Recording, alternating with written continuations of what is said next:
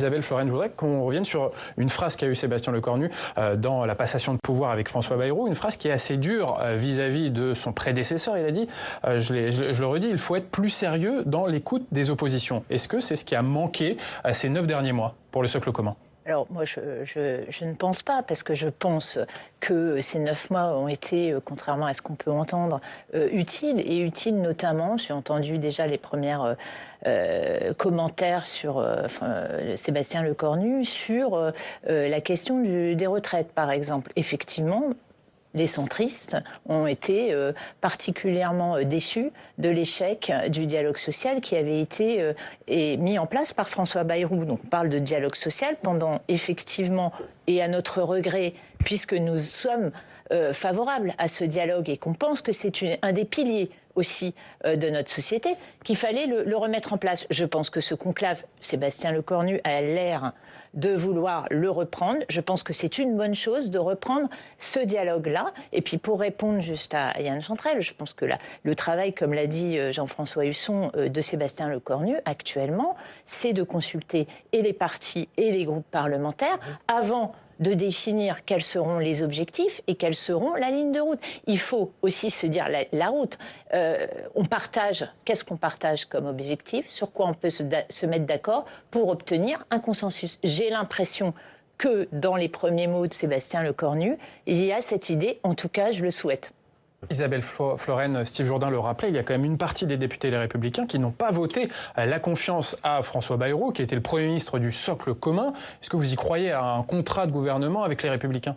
Ça fait quand même quelques mois, et notamment depuis le gouvernement Barnier, que les Républicains sont associés au gouvernement et que nous travaillons ensemble dans le socle commun. Donc oui, j'y crois. Oui, j'y crois, puisqu'on a vu Bruno Retailleau au gouvernement et d'autres ministres accompagner le Premier ministre François Bayrou. Et je dis, ce travail de construction de la confiance interne à ce gouvernement, je le crois, fonctionne. Maintenant, est-ce qu'il a été efficace? Non, pas assez efficace. On a quand même passé un budget l'année dernière, suite à la censure du gouvernement Barnier. On doit progresser ensemble maintenant. Effectivement, dans cette méthode, moi je pense que ce que disait Agnès Evren, pourquoi pas, le contrat de gouvernement, c'est quoi? C'est se mettre d'accord. C'est acceptable une nouvelle loi sur l'immigration, par exemple, dans ce contrat ? Écoutez, on a fait beaucoup sur l'immigration. Je suis à la commission des lois. On en a eu des textes. Et notamment, dans ces derniers mois, à l'initiative, plusieurs propositions de loi à l'initiative notamment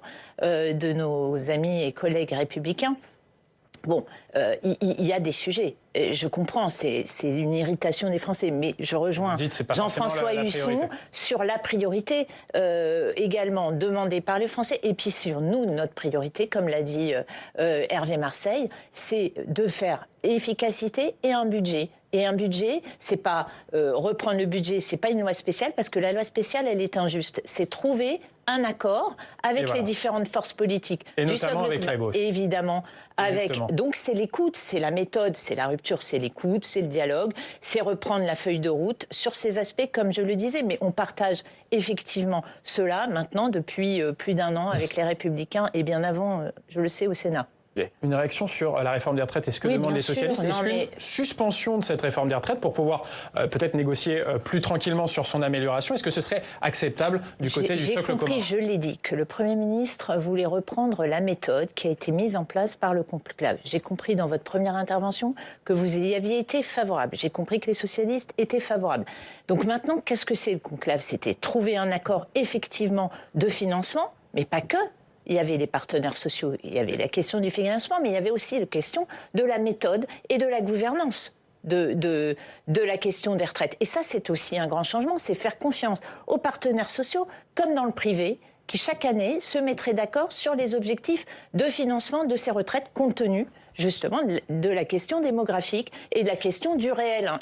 On parle en réalité, on est dans le réel, pas comme le RN, ils ne sont plus dans le réel, là on a compris, il n'y a pas de proposition et on est dans l'irréel et dans l'imposture. Mais suspendre l'application de cette réforme pour pouvoir négocier, est-ce que c'est acceptable selon vous? La question était que le conclave s'était mis d'accord et avancé sur le projet actuel du gouvernement, avec des objectifs qui étaient de trouver, et que les partenaires sociaux, c'est-à-dire principalement, on les a entendus, les principaux syndicats et les employeurs, le MEDEF ou la CGPME, se mettent d'accord sur ces objectifs de financement, compte tenu des contraintes liées effectivement à l'état de nos finances publiques, et évidemment, puisque on sait très bien que les retraites pèsent énormément dans le déficit public.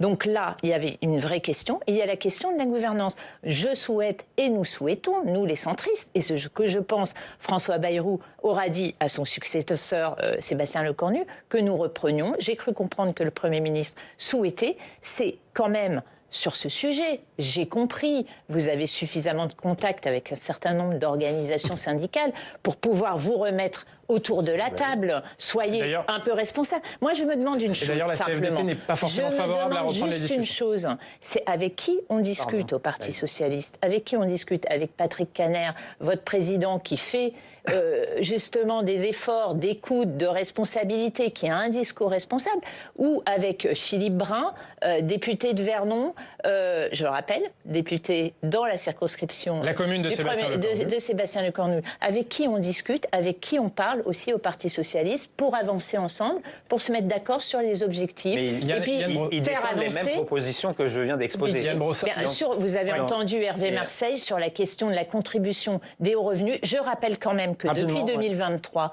nous avons voté à chaque budget une contribution des hauts revenus, qu'elle était proposée d'être prolongée. Il faut peut-être revoir les choses, comme l'a dit très bien Hervé Marseille, tout en étant raisonnable sur la question justement de l'appareil productif et de la production en France.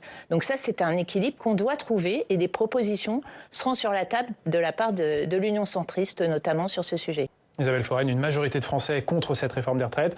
Est-ce que finalement l'application de cette réforme, ce n'est pas l'une des causes de la crise politique actuelle qu'on connaît, la défiance démocratique qui existe dans notre pays ?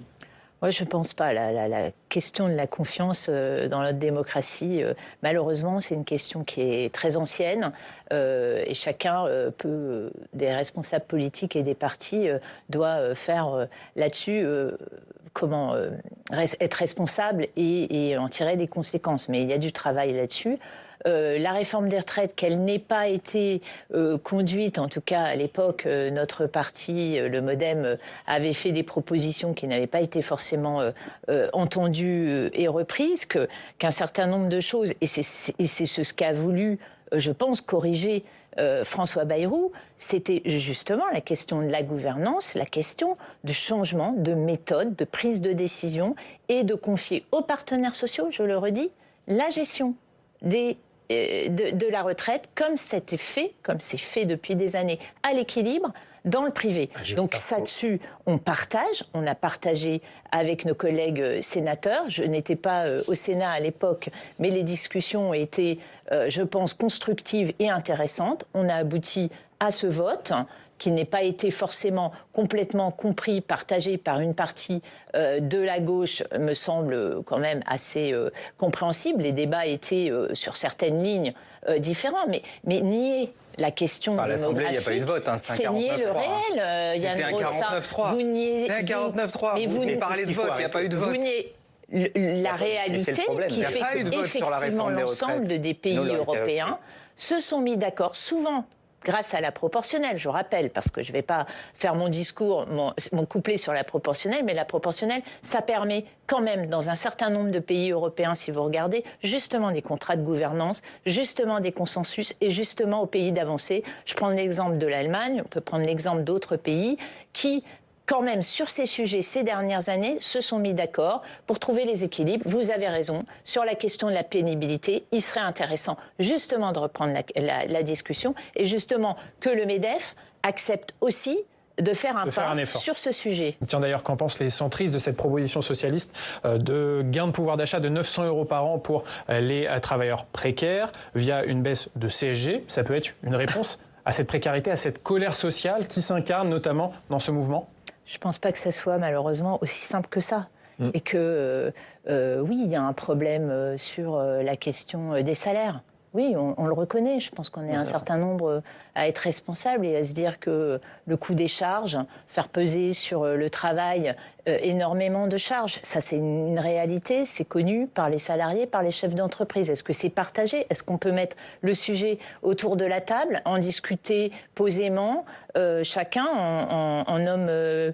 Parce que vous dites les Français, ils nous demandent des tas de choses. Je suis d'accord, les Français ont des revendications. Ceux qui manifestent, en tout cas, ils ont des revendications.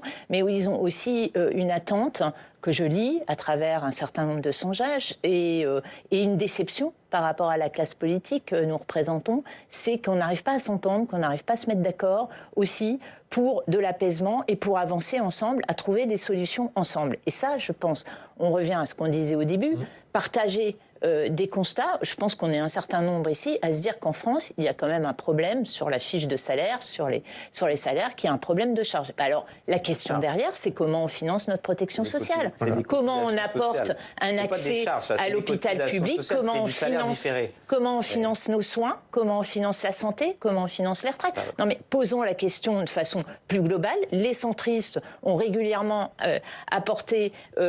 ou de cas demander cette conférence sociale, qu'à un moment on se remette aussi autour de la table sur les grands principes. Et François Bayrou l'a bien redit dans ses propositions, qui n'étaient pas un budget, qui étaient des propositions.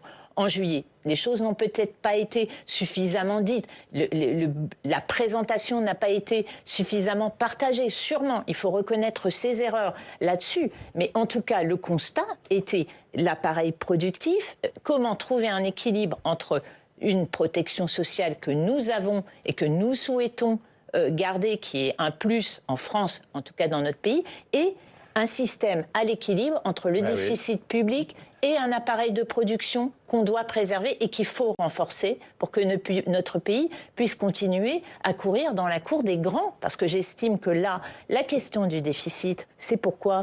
C'est parce qu'on décroche. Et c'est parce qu'on décroche. La réalité, elle est là.